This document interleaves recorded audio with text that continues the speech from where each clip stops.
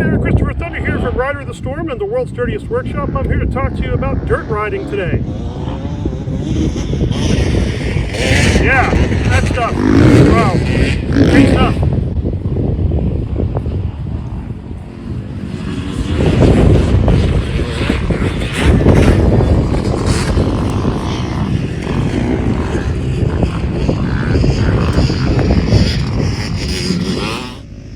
Here I am, just standing around watching the riders go by. I'm setting up my cameras, and while I do, I'm counting the number of riders. Is the track busy? Are they coming and going? Are they heading off into the woods? There's a lot of that going on here. It's not just a circuit track with a fence around it. Guys will come and go. They'll go back and get lunch. They'll come back out on the track. There'll be times when there's one other guy. There's going to be times when there's 4 or 5 other riders out there, and I'm going to have one guy in my rearview mirror every so often. And I have to be careful about making sudden turns off the track to make my loops back to the feature that I'm watching myself ride on. Now, why am I doing this? Why am I setting up a camera and just using one of the features here? Well, if you've ever gone skiing and watched a ski instructor tear up a mountain or a ski slope, and he's hitting all the features, he's flying, jumping, leaping, spinning, just ripping it up, and he's hitting everything. Well, I was that guy. And how do you do that? Well, you start by working on each feature on the mountain, perfecting your moves on each terrain feature. Once you've got the moves down for every feature, and you can do a variety of moves without falling or crashing, then you can tie all those features together. And that's when you go from zero to hero.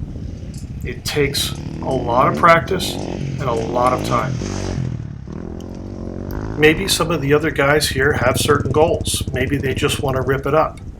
Maybe they have this idea that one day in their mind they're going to be a motorcycle hero. Well, there's a lot of ways you can be a hero out there. One of the ways is to just show people how to get out there and do it. You don't have to fly through the air and do tail whips and things like that. All you got to do is show someone that, hey, you don't need a truck with a trailer. You can buy a motorcycle for about $3,000, maybe more, fix it up, put some LED turn signals on it because that bike might be 10 years old, and get a working, reliable bike like the XR650L that just won't die. These bikes are great. You're going to watch me in other videos doing jumps and hitting bumps and whoops and things like that. And I go home and I check it and it's fine. I might need to tighten up the chain. I might need to lubricate it a bit. I might need to wash off the bike. I might need to look under the engine to make sure everything's okay. But for the most part, the bike is solid.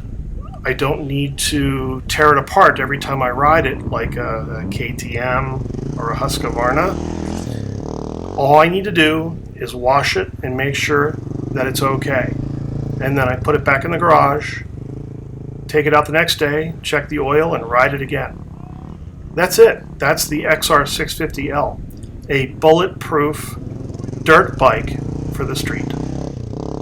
In this video, I'm only focusing on maybe 3 terrain features: the berm in the back, the quagmire just after it, so here's the berm, now the quagmire, it's all mud, right? And then up and over that little feature. Sometimes I get a wheelie on it, but that's about it. I have a very short window of grip for my Shinko 700 tires to spin the tire up and take off. And if I don't, I don't. I'm not going to worry about it. It's very wet and very damp in many places. It actually is quite damp. The soil is wet underneath. You have a light crust of dry sand, and underneath it's just slick. It's a lot like riding on peanut butter. So this is the surface I'm on. It's not like the stuff you see in the front here with the stones and the grass. Boy, I wish it was like that. No, when you're actually on the track, you're riding on peanut butter.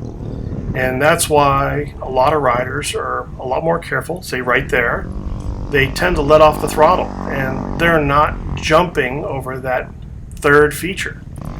This is what you're seeing today, and I am right there with them doing the same kinds of things. This dad, he is really awesome, so he's doing all kinds of tricks and things. But that's because he's lighter, he's got a lighter motorcycle, and he's got the confidence.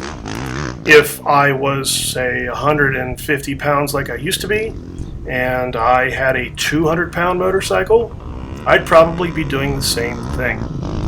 But I don't. I've got a 330-pound motorcycle, and I'm about 230 pounds now. So you do the math, and I'm heavy. I am very heavy. But I'm still out there riding with everybody else. You just have to think about that. And the one thing that I'm going to do that they can't do is I'm going to ride home on the highway.